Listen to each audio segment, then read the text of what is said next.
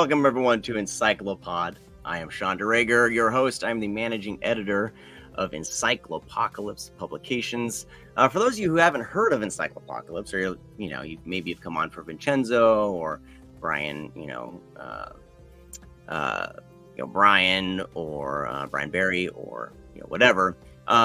We're a publisher started a few years back by Mark Allen Miller. Gonna be having Mark Allen Miller on the show soon. Hopefully, we're working that out. But we're a publisher that's dedicated to digitizing and reproducing classic genre novels and novelizations. Mostly in horror, but all those like before the digital age, and as well as we've jumped into independent novels and new novelizations. So we're here to talk about independent novels and new novelizations today. Today's guest is Joshua Millican, and I'm very excited to have him on. He was one of the first authors that I had approached when I kind of came on board and to publish, and we'll talk about that in just a second. And I'm going to fade this music out, and we're going to bring Josh in right now. Let's see if I can do this correctly here. Josh, what's up? Oh, you're muted. Hold on. Here we go. There we go. You are not muted. How's it going, man? It's good.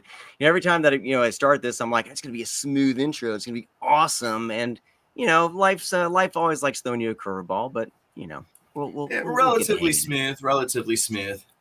Smoother. It's the smoothest yet. I'll take that win. Josh, so glad we're finally able to do this. I've been wanting to chat with you in some format like this, and I'm glad that I got the idea to start this up, and it really I've been seeing you on other podcasts, and I'm like, I want to sit down and talk to Josh in his office there. Well, you and I have a real relationship outside of the business side of publishing, and we have so many great conversations about the genre and about the business just in our social interactions. So it's great to kind of get some of these conversations out there, and we're so relaxed talking to each other. It'll be funny to see where this goes, because truthfully, I'm up for anything, man. This could end up going anywhere. Yeah, let's do this. It's funny because I knew you before online through a little horror community back when Twitter was cool. We're old now. That's why I know it's because it's being taken over by a psychomaniac. But we knew each other kind of in passing through our kind of horror friends, and I was trying to start a podcast. You were writing. You got the gig doing Editor-In-Chief, being the Editor-In-Chief over at DreadCentral, and and you kind of threw it out there, after a few years of us kind of knowing of each other, I guess I should say, that you had this novel that you were kind of shopping around, and you wrote it, didn't know what to do with it, and I saw your post, and I was like, oh, and I just started kind of working with Mark more, because when I started, and Mark and I will talk about this when I have Mark on, but I was just doing audiobooks for Mark. I'd only done one, and I was kind of talking with him, and he knew of me through the Screamcast that I did, and so we had some similar, and so I saw you post this, and I was like, well, what the hell? Let's see what Josh has. And I had no idea. You had, so you sent it to me, and I read it, and it was such a breath of fresh air. So that book was deeper than hell, and it was such a fresh breath of fresh air. I'll get it right one of these days. That. I had such a good time reading it, and it was so wild and different than anything that I'd read up to that point. Thank you. In the indie, horror genre and things like that. And I was like, well, the all the tie-ins to, Clive Barker's universe and things like that. So many homages and stuff. It was just really fun as a horror fan. So we've known each other since then, and you've put out a few more books since then. They're all sitting behind me. But Sean, I really think that you should give yourself a little more credit. You really are like my guardian angel of publishing. When a person, an artist, puts something out on Twitter or Facebook saying, hey, I'm new at this and I've got this thing and I'm trying to break in. It's almost like screaming into the void. It's like screaming off of a cliff. And the fact that you heard me and I sent it to you and it actually turned into a fruitful contract, I think that is every budding author's fantasy. And it actually happened with me. So it's like, you are my guardian angel. And, you really gave my career a jump start. And I can't thank you enough for that. And I think everyone should know exactly how cool you are because of exactly how rare it was for me. And you're just the epitome of everything that's good about independent publishing and independent publishers.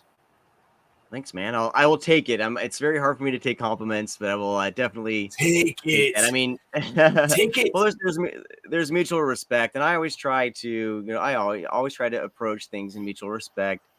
So it just really was one of those things that was serendipitous. It really did work out, and Absolutely. And if the book wasn't good, I wouldn't have.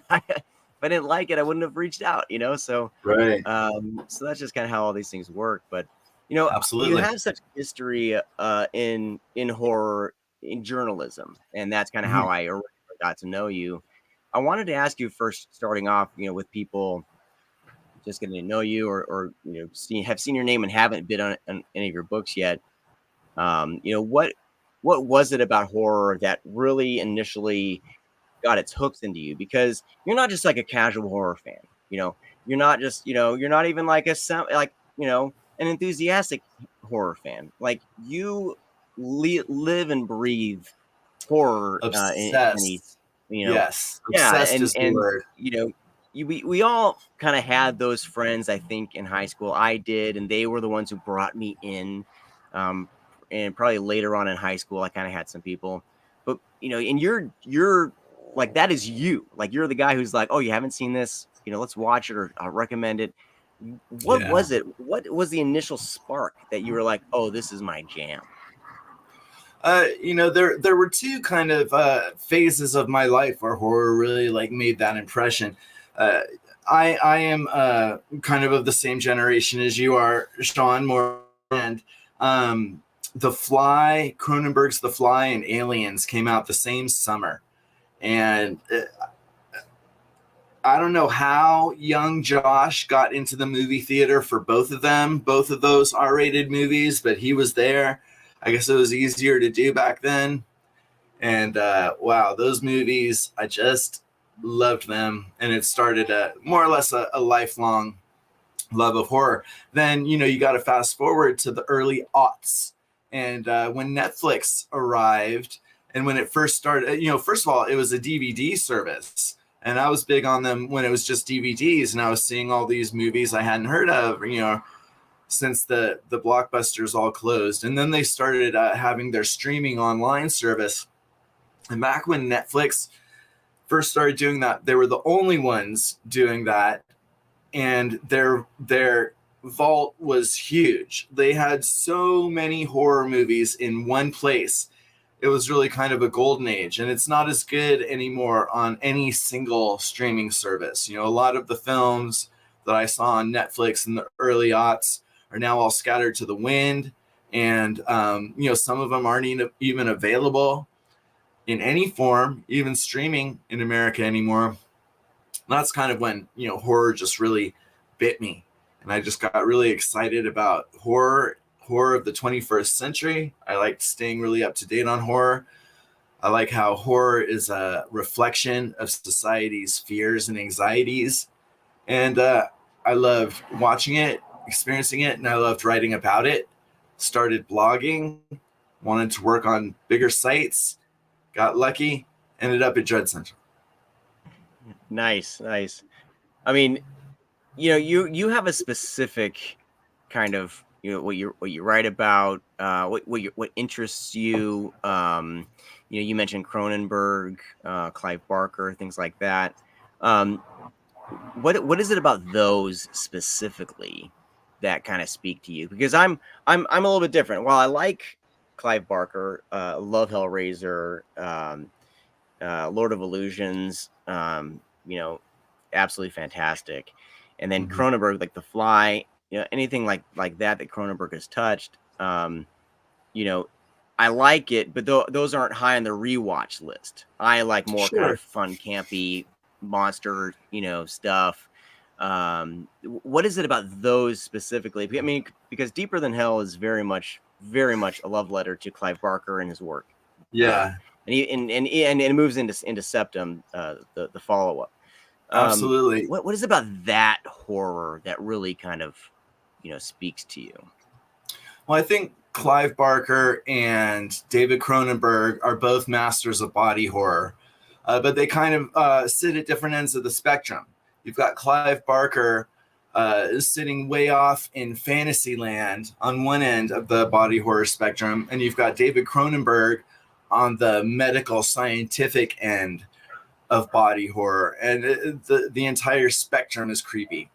Um, and you're right that the films that these men release aren't necessarily fun. They're an experience, but they aren't necessarily fun. At the end of them, you feel like you've been through something big, though. They're very affective, as opposed to effective. They are affective, and that definitely goes into Deeper Than Hell. I can say there are a lot of horror books out there that are more fun to read than Deeper Than Hell. Deeper Than Hell is a bit of an endurance contest, because as the title suggests, I'm trying to convey something that's so bad it's beyond comprehension. And on the way to exploring this metaphysical idea of what's worse than the worst, you kind of have to go through a laundry list of the main human anxieties of the 21st century. But yeah, I guess when I watch a film, I loved New French Extremity. That kind of split, that moment in time that lasted about 5 years from in the aughts. Started around 2023, and by 2028, I think it was all over in terms of its relevance, in terms of its fire.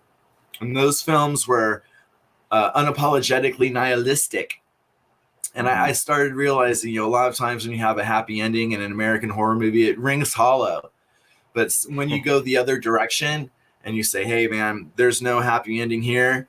This is about what it would really be like if you endured this. The emotional intensity just rings so much higher, and maybe a psychologist would say there's something wrong with me, that I need these more intense things to get an emotional response. But, I think it's not just about gory horror. It can be about sad horror. I think sad horror gets a bad rap. People are like, oh, I loved The Mist up until that ending. It's like you feel bad if you like a movie that's really sad, but I think sad horror is phenomenal. And it really sticks with you. You can leave a horror movie feeling it in the pit of your stomach, and sometimes you leave feeling it deep in your heart. So, well, yeah, long I mean, answer. there's movies. No, I mean, there's movies like like Hereditary, right? Like that. That's such a powerful film Yes. in many ways, and it's such a gut punch. And that was the same sort of thing, where people like certain aspects of it, but the gut punch part, doesn't stick with a lot of people. And I like those, but I own Hereditary. I want to watch it again, but there's times where I'm like, maybe I'll watch it again tonight, and then I'm like, maybe not. Maybe I won't. I'm the same way, man. You have to be prepared to go into it. And you know what? Even friends of mine who like good horror movies, I will be careful about recommending a film like Hereditary, because I know that it is, talk about an affective movie. I actually saw it for the first time at South by Southwest. The only other time it had even screened before that was at Sundance. All we knew that was there was some great horror movie. People were saying it was really scary, but I had no idea what kind of horror, what it was. When that scene happened, theater was crowded, and intensely watching this. You've got audience of all movie cinephiles who are deeply connecting to what's on the screen. And when that scene happened, there was a woman next to me. I don't know her name, but she went like this. Like, I seriously like watched her like endure a mental trauma. She brought her knees up to her chest. That is like a crazy fear response, you know? And it was just nuts, and it took the wind out of me. Yeah. So, you know, I won't recommend it to someone unless they, you know, unless they've probably already seen it, you know? I mean, that's one of the best things that I like about horror is just how wide a breadth that it has. There is something for everyone. I mean, I can find my wife does not like horror at all, and you know there are times where I can find something that I know she will like you know, or at least you know will tolerate. You know, something like The Menu, where that's not all horror, but it's saying something. Her and I both love like food cooking shows about like you know, fine dining and stuff like that. So I knew there was characters that she could relate to. She did not like it, but at least she gave it a try. So it's always this thing to try to figure something out for her. But I do love like how you can find something. There's gateway horror. You know, Five Nights at Freddy's is a great gateway horror film. You know, stuff that I knew that when my kids were younger that I can show them. Monster Squad. Even some other movies from the 80s that aren't necessarily horror have these elements. Like Goonies has certain elements in it, you know, that I can show them. But then you have stuff on the more serious side, like, you know, Clive Barker's work, like, you know, like Hereditary, like we talked about. I mean, even like Midsummer, you know, the same director as Hereditary, that is very, you know, just fantastic, but not for everybody either. So that's why horror is so great, you know, as opposed to any other genre. Horror is so big that saying you don't like horror is like saying you don't like food. Bacon. You can find, you know, you can find food that you like even if you don't like pizza, you know. Right. You can find the horror that you like. Hocus Pocus can be considered a horror movie, you know. There are horror movies that are just completely psychological where no blood is spilled, you know. There's suspense, there's cosmic, there's, you know, Godzilla is a horror movie. So saying you don't like horror just means that you're being closed-minded about what horror is. And you say more than any other genre, but horror is able to encapsulate all the other genres. You can have action horror, horror comedy, you can have horror thriller, horror mystery, horror sci-fi. It's so fluid that it goes everywhere. The only thing that's as versatile as horror, in my opinion, is cannabis, because there's a cannabis for everyone, just like there's a horror movie for everyone. There is. You can't say that. You can't say that about you know, alcohol. I feel like here we go. Now it's just becoming the cannabis cast, but you know, alcohol has specific things, you know, that people like wine or beer or liquor, you know, like as you know, as people in the great state of California, and we're among I mean, more and more states are jumping on board, but you know, and we weren't even the first, which was very always surprising. Well, it's interesting. The reason we weren't the first is because a lot of the people who voted against legalization in California the first two times were in the industry, and they were afraid that corporatization was going to take it away from the independent farmer, which it largely has. You know, the small boutique grower, you know, living a decent life, making 70 to 100 grand a year growing out of his backyard or closet. That doesn't exist anymore. Yeah, but I mean, that's I mean, yeah, that's totally unfortunate and something that I'm hoping. Well, I don't know, like making it legally federally I'm hoping could open up more of those doors, because there's so many loopholes with having a cannabis business that it just, the banking, all that kind of stuff. But you're right, it did become corporate, and because I've used it mainly for medical reasons, and so when I talk to people about it, you can't find the information you need to find anymore. It's hard to find medical information if you had a dispensary. So there's certain people that will know, but when it was strictly medical, you can go and really kind of hone in on some things. And cannabis is so versatile, like horror, that you can literally find the few things that will work for you and know which ones you should avoid.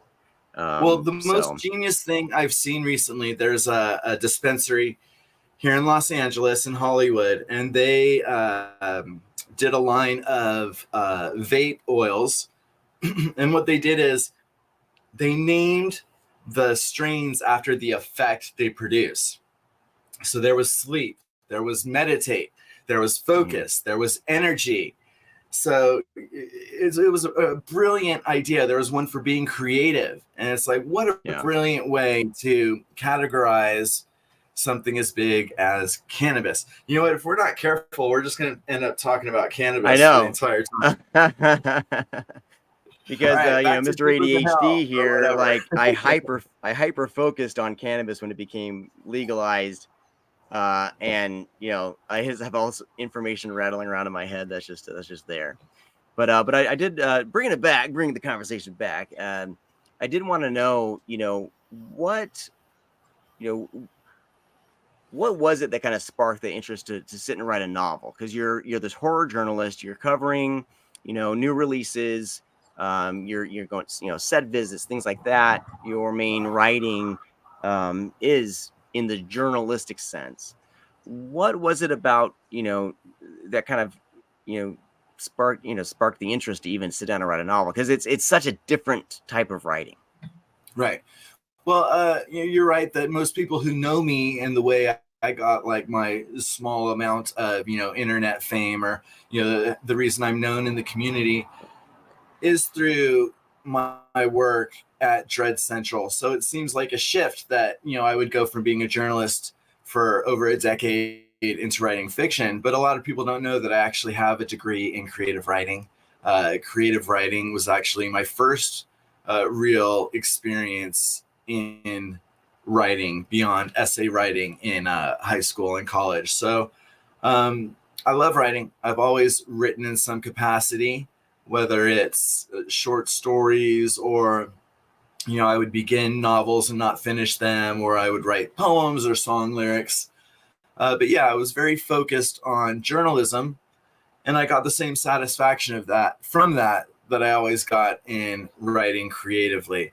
Now, how did my first novel come into being is interesting too, because, I might not have done it at all, except for there was this online magazine. I think it was Dirge.com. And they were doing this contest where they wanted to get authors to write serials for them, where they would write one chapter a month for a year.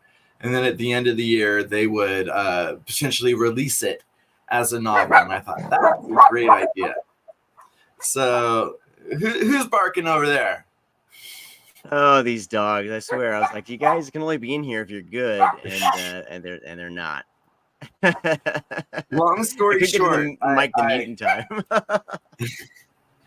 Long story short, I was inspired to write a first chapter to enter this contest at Dirge.com.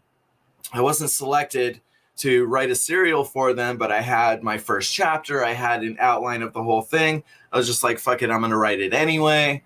But then, not long after that is when I got promoted to first managing editor and then editor-in-chief at DreadCentral. And so for a long, long time, all of my own personal creative endeavors were just put to the side in the name of promoting the legacy that was DreadCentral, something that I took very seriously during my time there. Right. And you worked tirelessly there. I couldn't even imagine. I've known other editor-in-chiefs and other people who work in like other sites, like not horror, but one of my my wife's cousin's wife, so cousin-in-law, I guess, was for a paper for the LA Times or something like that, was the entertainment editor. Mm-hmm. And whenever there was something going on, it didn't matter what holiday it was, it didn't matter what's going on. She always had her laptop.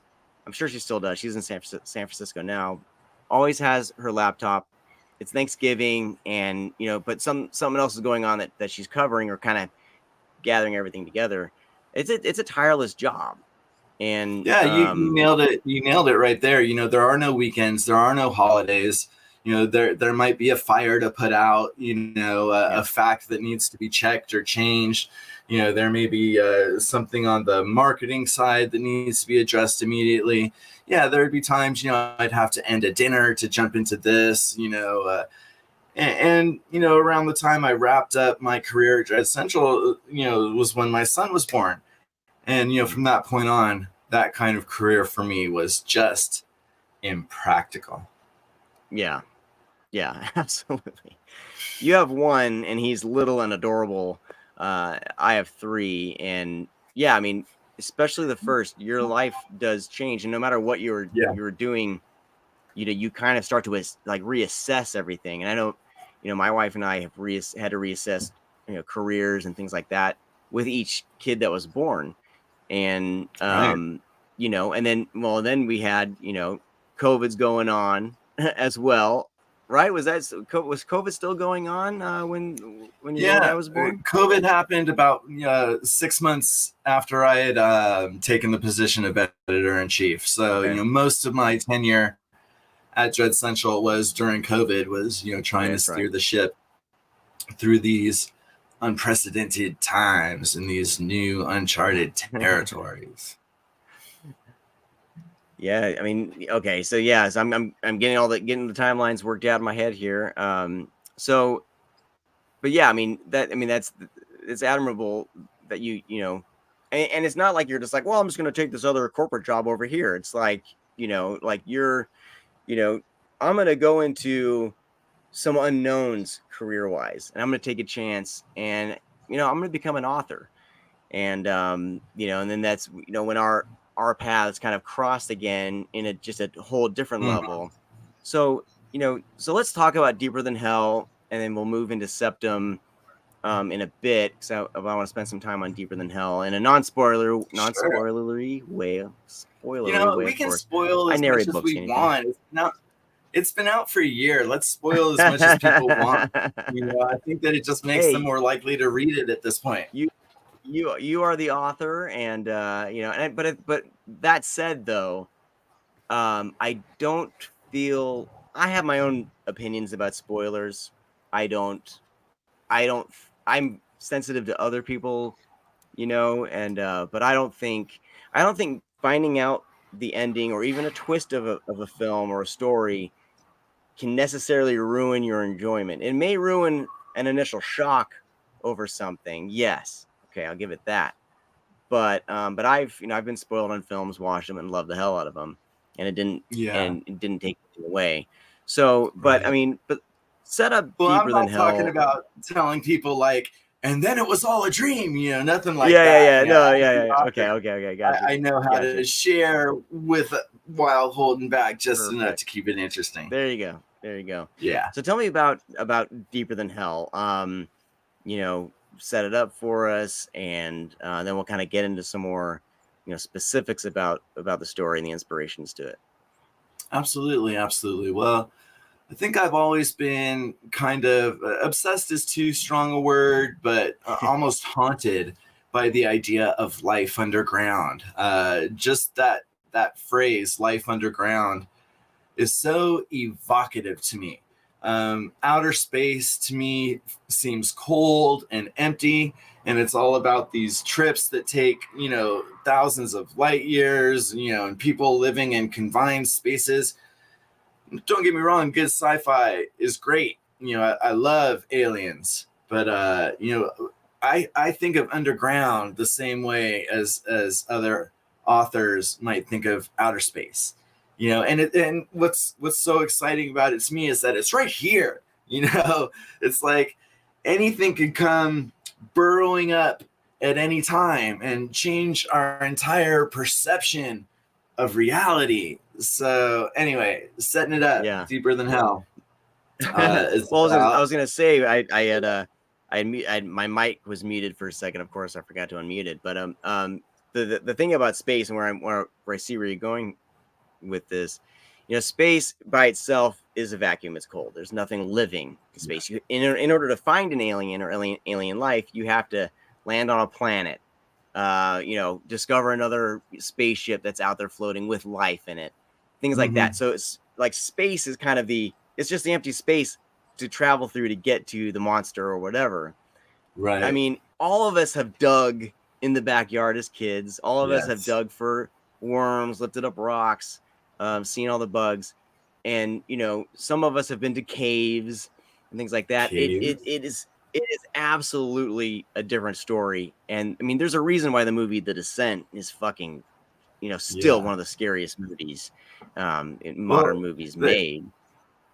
Caves are scary as hell, but with Deeper Than Hell, I was more inspired by like infrastructure and urban exploring and the tunnels that exist beneath big cities like New York and Los Angeles and Las Vegas. And I should be clear, because you know, Deeper Than Hell is a story about a guy who lives in the tunnels below Las Vegas, and for some reason, even though it's very clear in the book itself, people seem to sometimes think that I'm talking about sewers. My characters don't live in sewers. They live in these like abandoned tunnels, this area, these liminal spaces, almost like the back rooms, you know, and the same sort of feeling like that. And I've just always been really inspired by, you know, urban explorers and the idea of deep underground military bases, cities underground, things like that. So yeah, it's just the standard like late night cannabis infused like trip through YouTube conspiracy theories. Oh yeah, I love, if you've read Deeper Than Hell, you know I love me a good conspiracy theory. You know, I don't believe them. Like one of the characters in Deeper Than Hell, Drew, is he's very open-minded when it comes to conspiracy theories. I'm a little more on the analytical side, but I love a good conspiracy theory. It's always like, okay, do your best to convince me. And every once in a while, right, I'm still scratching my head. Let's talk about the characters, the two main characters, Sonny, right, and Drew.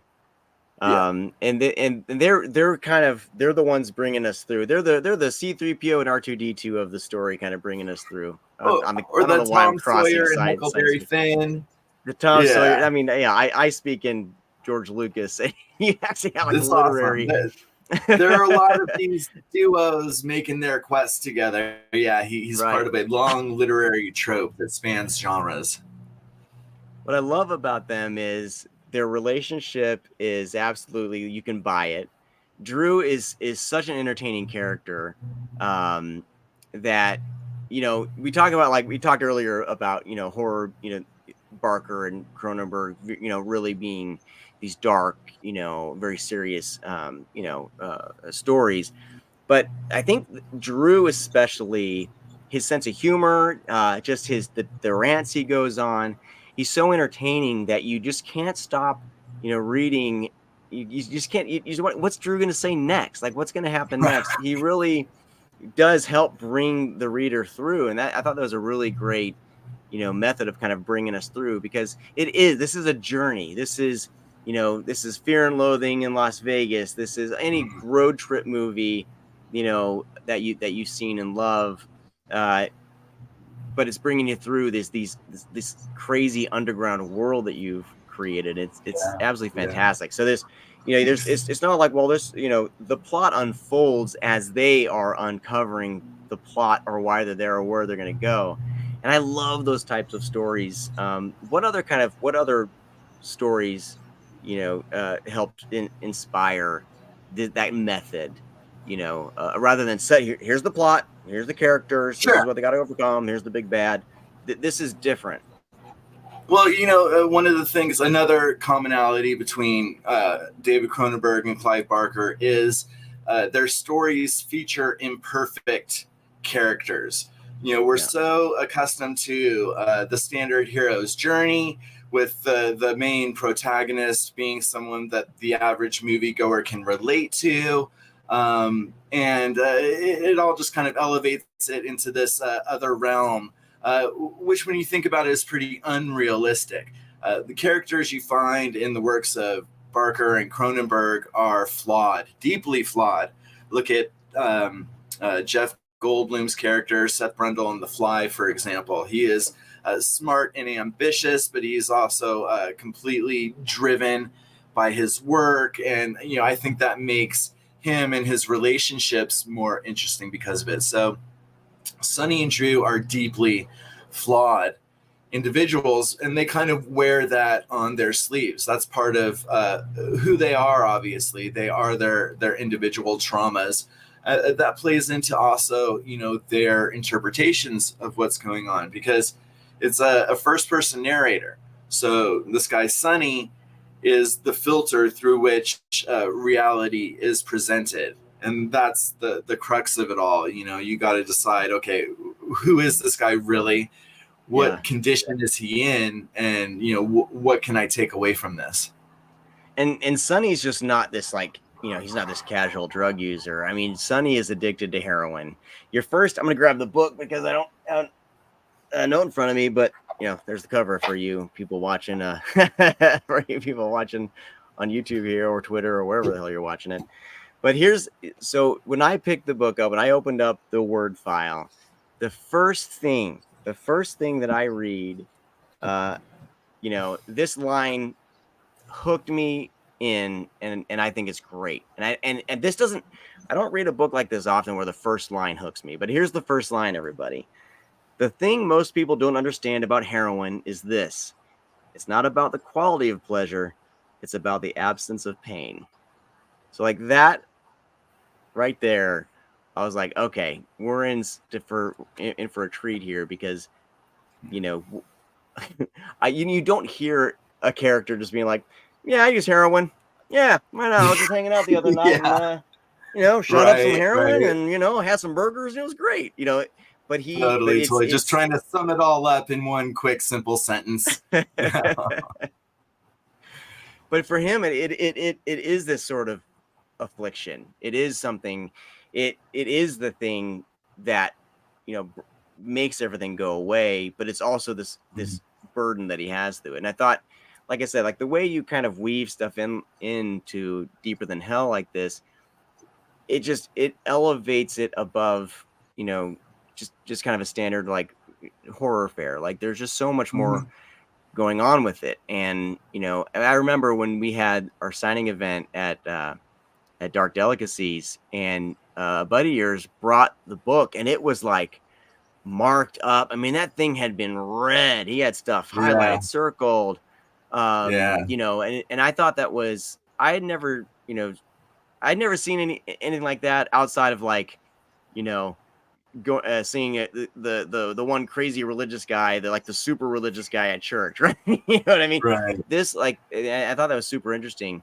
I mean, can you elaborate on that? Like, because I thought that was great. That was my buddy Milo. My buddy Milo Martin is also a wonderful writer in the Los Angeles poetry community, and we've known each other many years. He's a wonderful recipient of my literature. He's a fan of Joshua Millican, and he just loves talking about my work, as I love talking about him and sharing his work. Our mutual friend Preston Fussell said that we should release an annotated version of Deeper Than Hell, because it's got so many Easter eggs and homages and things like that. There are lines of dialogue that are pulled straight from horror movies, and the conspiracy theories that we talked about. I was just on the Clive Barker podcast, and they're like, how many of those conspiracy theories are real, and how many did you make up? So like 90% of them are real. I'm riffing Right. on actual theories, hollow earth theories, and military infrastructure theories, and feral human theories that have already been cultivated in film and literature. So what were we talking about?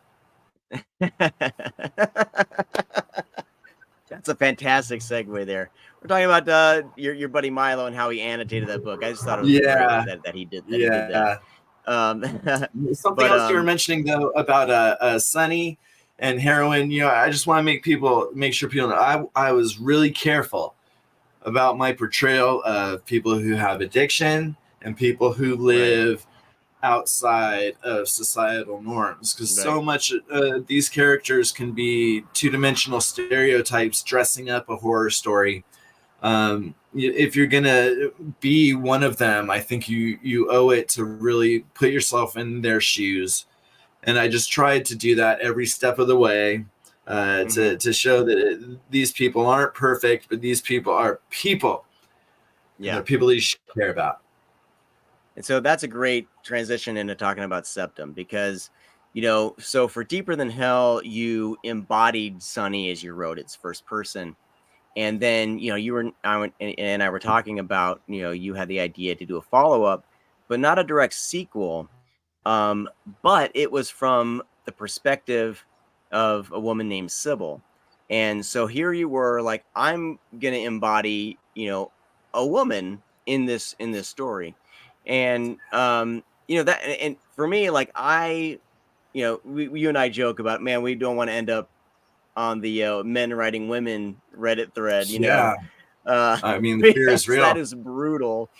And so you and I had to talk about that, and we even had, you were very specific for the beta readers. You wanted all women to read it, just to see, because that, I thought that was great, because that made me appreciate you and Mark and EncycloPocalypse as a publisher so much, because that was really a whole extra step that I wanted to make sure. It wasn't about like having a sensitivity reader, or it wasn't about like identifying potential triggers. It was just making sure that I hadn't grossly and horribly somehow misrepresented the female experience. And it was hard, and just like I really had to put myself in Drew's shoes and in Sunny's shoes to get into their heads. I really did put myself in Sybil's shoes. Who is this person, and how would she end up in this same dark underworld that Sunny and Drew passed through? And it's an interesting story though, because I had thought from almost the beginning about doing a follow-up to Deeper Than Hell, and I was going to do a follow-up on Thaddeus, the drug dealer who becomes the junk man, who's this like steampunk robot creature dude who trolls around the underworld. But people were so catalyzed by Sybil, and she's such a tiny character in Deeper Than Hell. But she's in chapter 3, which is the horror climax of it all. Like all the the worst gore and pain and offensiveness all kind of goes down in chapter 3. It's a huge, abrupt, shocking shift.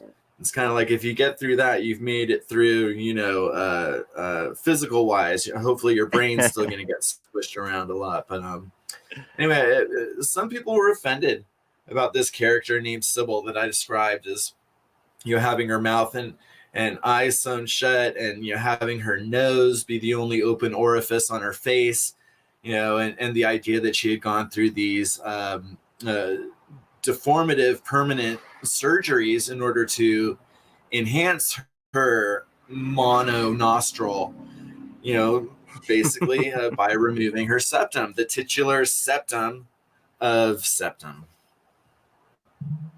So I had to be like, okay. And then I took it as kind of like a challenge. Well, okay, did I really just write this person to be a creature, to be, someone who comes out of the shadows once for a jump scare? Or was this a real person? So I was like, you know what, this is a real person. This is a real person. Her journey was very different than Sunny's, whereas Mm-hmm. Sunny falls down holes and gets dragged kicking and streaming, and then runs away from monsters into deeper and deeper catacombs. Sybil seeks out this place as a refuge, as a place where she's going to find her tribe. She gets an invitation and she takes a fucking elevator. All right. So she, her journey is very, very different than Sunny's. But I was so glad that we got female beta readers, and I was so glad. And shout out to them. They were They're able great. to give me their blessing and to say that I hadn't done anything atrocious. It was really great, and I haven't been part of a beta reader experience like that, because like I said, there was we of course we wanted to make sure the story flows and everything, but with the specific goal in mind, and we threw it out there. We're like, be honest, like, let us know. And they were so great with their notes that they sent back. I was surprised at the amount of notes we got back, because and the amount of things they're saying, I really love this character. Like there's so many people that all the beta readers, she became like one of their favorite characters. And you connected. It's great. This hideous, almost throwaway character from the first one, and make you love her. And I hope, and yeah, a lot of people say that is the experience. A lot of people say that, she's so awful, but you root for her by the end. Because, yeah, she is awful, especially in the beginning. Right. She knows it. She pretty much apologizes at the end. She's like, yeah, sorry for coming off as such a bitch in the beginning. I don't think she actually calls herself a bitch. But, she acknowledges that she came off as very abrasive and confrontational at the beginning of her saga, and she feels like she's turned a corner by the end. Yeah. What's really fun about Septum, too, is that you did decide, I'm not going to make this any sort of direct sequel. This is, paraquel? Is that what you came up with? And we didn't even know that word existed until, again, our mutual friend, Preston Fathel, told us that this existed. Yeah, a paraquel. It's not a sequel or a prequel. It's a story that takes place simultaneously to another story. So the time frames overlap, but they only intersect extremely briefly. So briefly that Deeper Than Hell and Septum are absolutely standalones. At the same time, those who read both will have a much bigger understanding of the world building I've done, and the other potential avenues for exploration should the series continue. Wink, wink. What was your main motivation for kind of going that direction? Like I said, some people were shocked, and I even had this one friend who said, that kind of crossed a line for me. And, it also really, for me, that's what separated your book from being a good book, to being something that isn't good. That one character who pops up for that one paragraph, that just tipped the scales in the negative direction for me. I'm sorry. That's what she said. So then it was kind of a challenge, okay, well, let me go back and, justify that. And once I started, it was great. And, it was so intimidating to write from the female perspective. But, everything I had written until now, basically, until my novelization actually has been first person, as a journalist and even as a creative writer. Before I was a journalist, I've been really attracted to first person storytelling, because that's the authority. I was really intimidated about the idea of writing third person and being this omniscient narrator and deciding how much to reveal and things like that. That was really scary for me. So, I wanted it to be first person, but then I really had to embody this character, Sybil. But it was crazy. I hope that's what we were talking about. I think so. Yeah. I think it is. Like, our conversations we'll go in and out of stuff and whatever. Like I said, like, this is a ramble. It's all conversational, man. That's what it's all about. Like, this is like literally when you and I are just chatting, this is how it goes. Hell yeah. Except I'm not like interviewing you about something. Right. We'll just go on and on. So great. So you have the Deeper Than Hell books.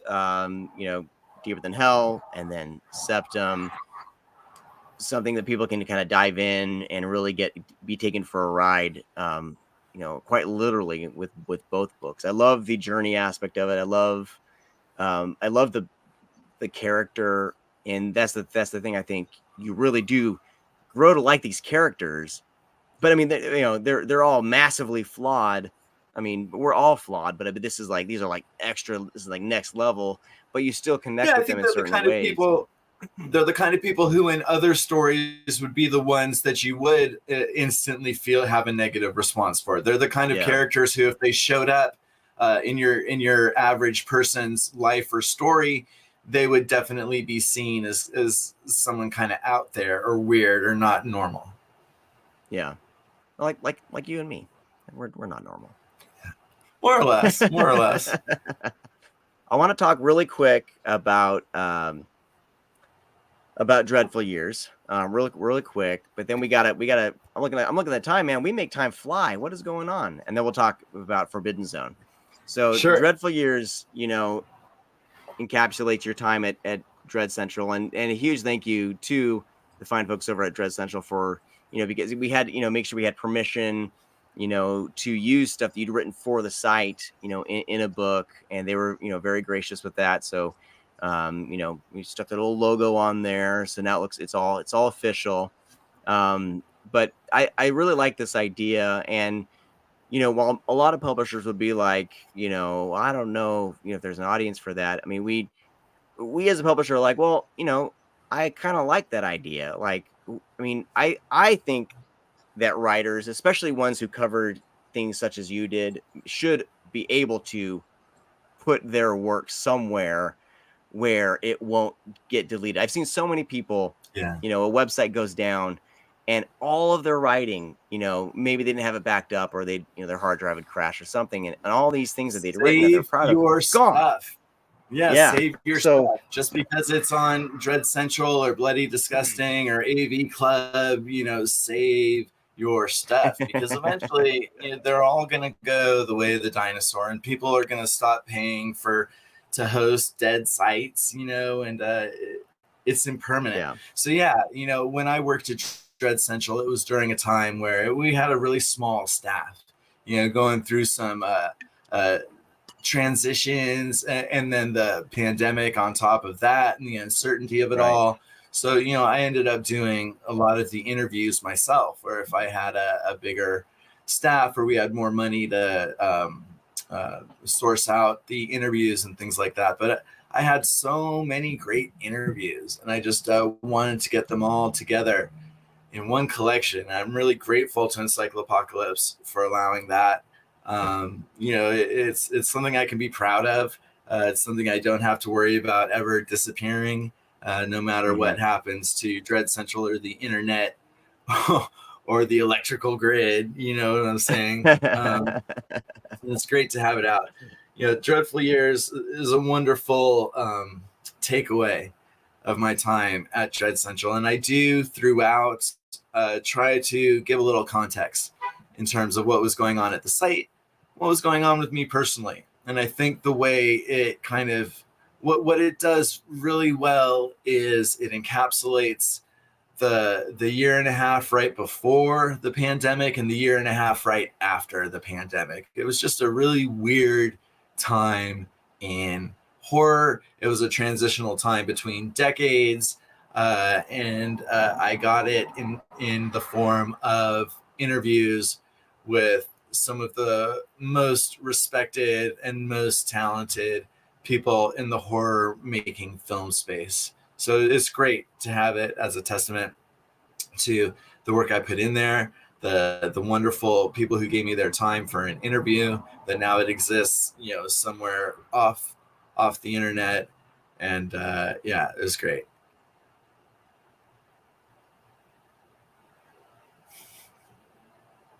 You're muted.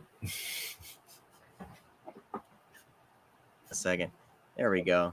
I love how you do, introduce people to you. You give context to your time at DreadCentral, and then like you said, throughout the book, the little glimpses into the day of the interview, what was going on. is really fun. So, so it's if you're someone who loves interviews and stuff like that, reviews, interviews, things like that, I think this is something that you'd get a lot out of. And there's so much. I had to index the damn thing. But you indexed it, and then I had to figure out how the hell am I going to do an index? So that was one of my many learning things. I'd never done an index before, and I was like, oh shit, we got to do an index. Well, that's part of what makes Dreadful Years so great too, is that it does have an index. You can check out the index, see who's in there, and go and read something about that person. Because even if I didn't do an interview with that person, you're getting another actor or filmmaker's take on that person. It's an extensive. Zelda Rubinstein is mentioned in here. What's up with that? Let's look it up on the page. Oh yeah, Behind the Mask. Rise of Leslie Vernon. Oh, cool. I remember that movie. So, it's a fun thing to just sit down with and pop around. Yeah. Super fun. Speaking of super fun, man, we're gonna go over an hour. Hope everyone's comfy. Grab a drink, everybody, because we need to spend some time and one of the first things you spoke to me about when we brought you on board as an author, and I had known that you had spent some time with Richard Elfman. And you had told me, like, all I want is to write a novelization of Forbidden Zone, Richard Elfman's insane cult classic. It's funny. I feel like the last handful of years has really kind of ramped up in the cult status even more. And totally. And I'm like, too bad. How would you? It's too bad that he couldn't get the rights to sign off on them. Psych. Hey, you have one right side up this time. Yes. Yeah, I made a little video and I ended up holding the book upside down, but I had already done like 12 takes and I was getting sweaty. So I was like, fuck it. Otherwise, it's the best one. That's it. But yeah, Richard Elfman is someone I became friends with. And go on. We have a little bit of a delay, but no, why? My question, and you explain this. Why write a novelization of a movie that, to me, when you mentioned it, I was like, I don't know if that's novelizationable. I'm making up words. That was kind of part of the reason. How do you novelize a thing like that? That was the challenge, How do you novelize something that's, first of all, a musical, surrealist, something where the performances were largely improvised, where the sets were handmade, where so much of it comes from the aesthetic.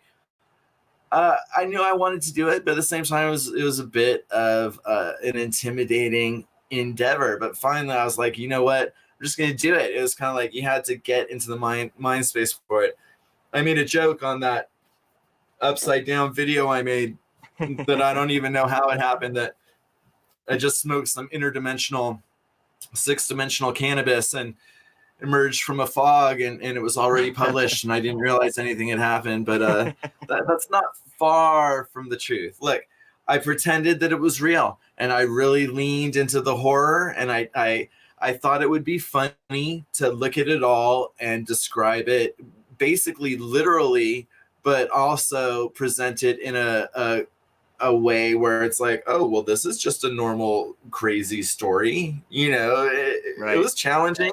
And, the reviews have been really, really positive in general. You've got people who love the movie saying it was a perfect novelization. And then you've got people who loved the movie saying the movie's great. What you've done is tedious. Well, yeah, I mean, the movie's 82 minutes. You can't really compare.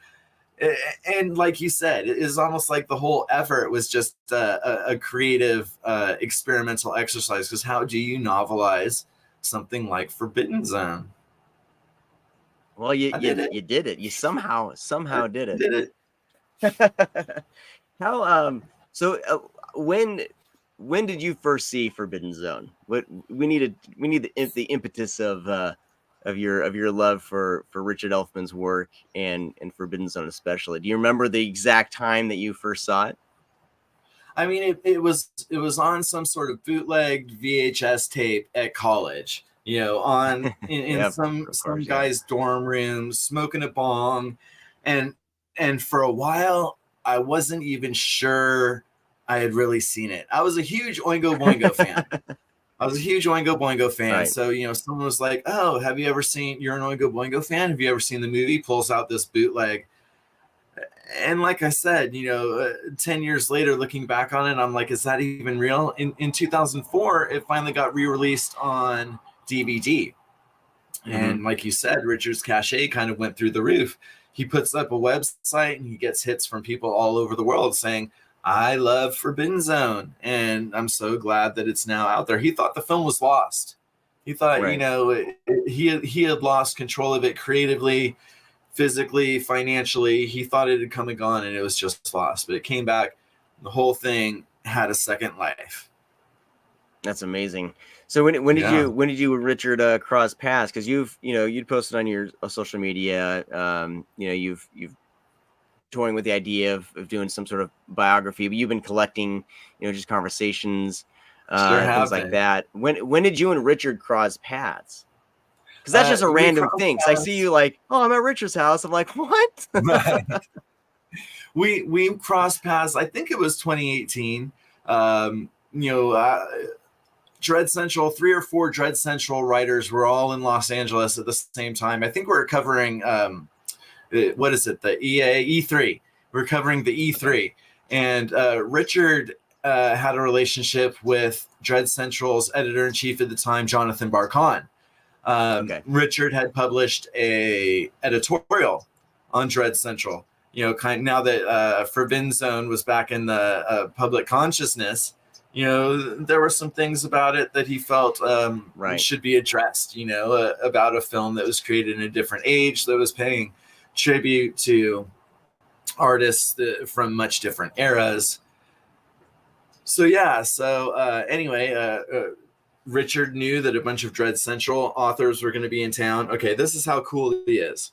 So Richard's like, okay, a bunch of Dread Central authors are in town. I'm going to invite them all to dinner at my house. Now, Richard is a gourmet chef, so he's going to invite us over to dinner at his house. His beautiful wife, Anastasia, is going to serve us drinks. He's going to cook us a great meal because he's a wonderful guy. Oh, by the way, he's also going to invite about a dozen famous horror movie directors to all sit around and have like a wonderful evening of horror with Don Mancini, Darren Lynn Bozen, Brian Yesna, Jackson Stewart. I'm sure I'm forgetting someone, but it was just an unbelievable party because Richard Elfman knows how to throw a goddamn party. He does. So then we just stayed friends. We stayed friends. And throughout the years, I've been lucky enough to be invited back on multiple occasions, as you know. Yep. He's great. When he wanted to pitch us his new book that's coming out this month, the 21st of November, The Schlemazel of Sabrium. It's by the way, it's so great. I mean, it's a vampire novel like you've never experienced. It's he plays with so many tropes and he brings in this Jewish perspective as well and at the time.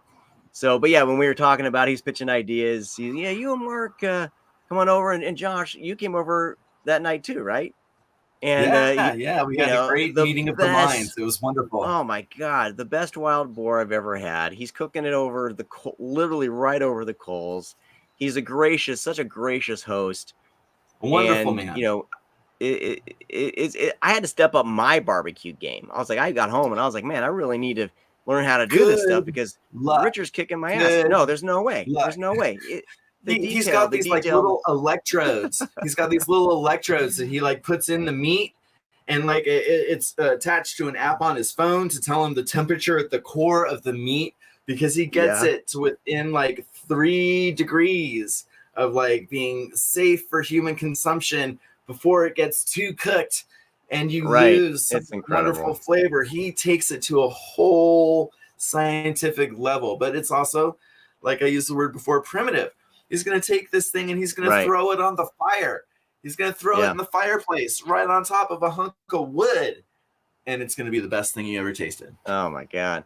So I'm going to, so Richard's going to be on in a couple of weeks. I'm going to try to get him on the week that Schlemazel is out. And it may turn into just the barbecue cast, because there's just it's such, when he talks about it, because that's all I wanted to talk to him about. It's just like, where did you learn this? Where did you study this? And he'll tell you. It's Right. the man is a man of many talents. Many. And you said Yeah. before, I am collecting Richard's stories. About 18 months ago, he granted me permission to kind of be his biographer. And we sat down for, basically weekly meetings, in I think it was early 2021. And, over 10 hours of recorded footage that I now have transcribed and I'm going through. Plus, I've done interviews with a lot of people associated with him. It's going to make a wonderful story, and you're going to see that Richard Elfman is something amazing. He was amazing before Forbidden Zone, before Mystic Knights of the Oingo Boingo. The story of his upbringing is fantastic. He's done crazy stuff since Forbidden Zone that people don't know about. He was a food and wine critic. He was a journalist for 10 years. At the most mundane, he was involved in real estate. But let me tell you, when you're Richard Elfman, nothing you do is mundane. So I'm going to tell you some stories about some experiences in real estate, in flipping properties that are going to blow people's minds. But I'm blessed. Amazing. He's, it's an authorized biography, meaning he is my source. And I'm putting together something, and he's got great things going on right now. People are like, when's it going to be released? Right now, Richard is still living some of the chapters that need to be included in this biography. When it comes out, it's going to be unlike anything, and it's going to show the life of a truly extraordinary art rebel. I can't wait to talk to him about his book and everything, but that's great. I mean, I thought it is because you were kind of the key that connected us, with Richard, and it's just been a blast. It's just fun how all this is connected, with what we do, and it was an how absolute pleasure. When I was meeting with Richard weekly, I mentioned to him, I'm starting to talk to these guys at EncycloPocalypse, and then I kind of vetted you on his behalf. He had a novella, and it was great. It was great because he's legit and you guys are legit. I wouldn't have just haphazardly, connected y'all. But, he is just a wonderful person. Everything he creates it has his unique flavor. If you've seen his other films, Shrunken Heads, Modern Vampires, and especially Alien Clowns and Geeks, how nuts he is. And his film Bloody Bridget is tearing up the film festival circuit, winning awards left and right. Look for that to come out sometime. I'm sure in 2024, and I think that's going to be another huge chapter in the ongoing saga that is Richard Elfman. We're doing a signing with you and Richard on it's Thanksgiving weekend, so November 25th. Yes. And he keeps trying to tell Del from Dark Delicacies, there's gonna be a 10-minute musical performance.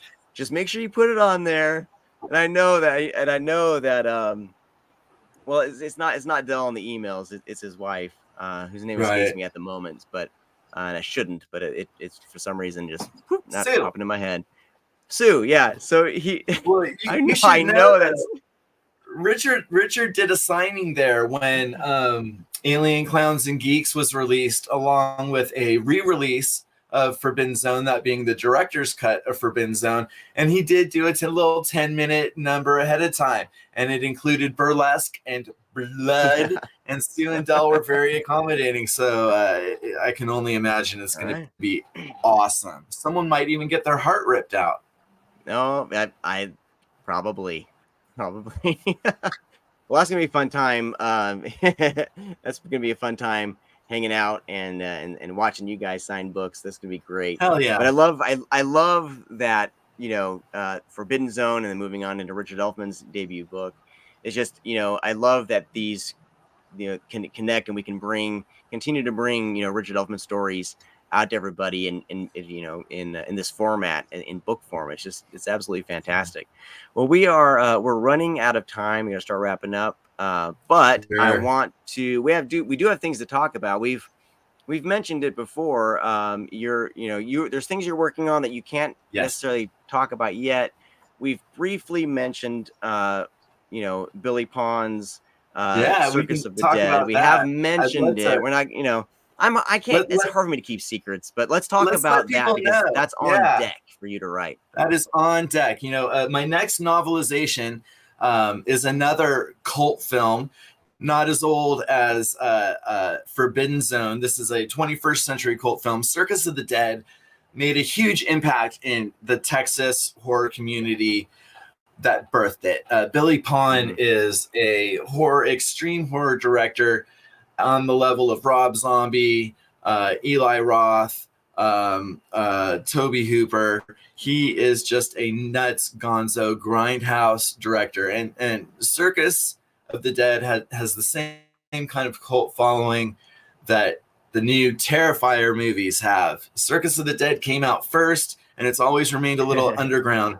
But if you like MFers like Art the Clown, just clowns who don't give an F and who are going to do things that are beyond anything you ever imagined, you're going to want to meet Art the Clown in all of his glory in the novelization of Billy Pond's Circus of the Dead. That's gonna be a fun one, and Billy's been so great. I'm so glad that we're able to kind of help bring that out, and he's one of the biggest things I love about doing this is when you get a comment from a filmmaker, like Billy, even Vincenzo Natali. They have these stories, and that these are their stories, like these are their babies, and we're able to kind of bring them new audience through literature, through fiction, through in book form, but also, like, as a publisher, we're very respectful of, like, this is their story, and what's the best way we can tell it, and just giving them the space to create, to be involved.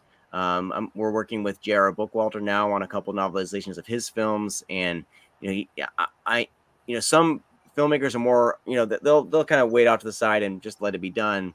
But I love giving directors and screenwriters and even and authors their chance to tell a story, to be involved, because it just, at the end of the day, it's just more satisfying when it's out there that we have done the best we could to preserve the story. And there's some surprises in J.R. Bookwalter's novelizations.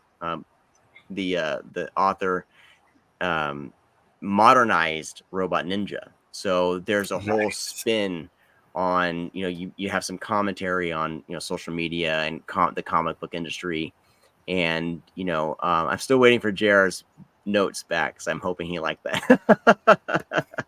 But the fact that we're able to give creators this space, and like with Circus of the Dead, Billy's been so grateful that it just makes it warms our black little hearts that we're doing something. It's going to be a wonderful project. Billy's going to supply me with the screenplay, but also the screenplay actually included a lot of internal dialogue that didn't make it into the film. So it really will be a new experience. It will be a level of the film that Billy built in that just remained invisible and unknown, and we're going to be able to use that to further intensify the story that already exists. And I think this book will be wonderful for people who've seen the film, and I think even people who haven't seen the film are going to read this and go, this story is just nuts. I mean, it's going to read like something just as effed up as something you'd read from any of the current extreme authors out there. I don't want to name names. Awesome. Well, Josh, thank you so much for hanging out and talking to us about all your books. I think we covered them all. We got them all in. There'll be links in the notes under here. You can follow us, of course, on social media. The easiest way to find us, everybody, buyhorrorbooks.com. All the social media is there. Our store is there too. And you can find us. You'll be able to find the podcast version of this, the YouTube version of this, all that. Josh, where can people find you online? Where are you hanging out these days? Yeah, I guess the easiest way would be Twitter at Josh_Millican, Millican. Talk to you there. Awesome. All right, everybody. We'll talk to you next time. Mark Allen Miller and I are going to be hanging out, talking about kind of giving a history of Encyclopocalypse. And then if things work out, we'll be the following week. Richard Elfman will be joining us to talk about his novels. So I'm extremely excited to talk to him. We're just going to talk about barbecue. That's all that's going to happen. Nothing wrong with that. All right, everybody. Not at all. I mean, I mean, who doesn't love a good barbecue? All right, everybody. Thank you for watching. Thank you for listening. Subscribe to the show on Spotify and all the apps and YouTube for the video version. And we'll talk to all of you next time.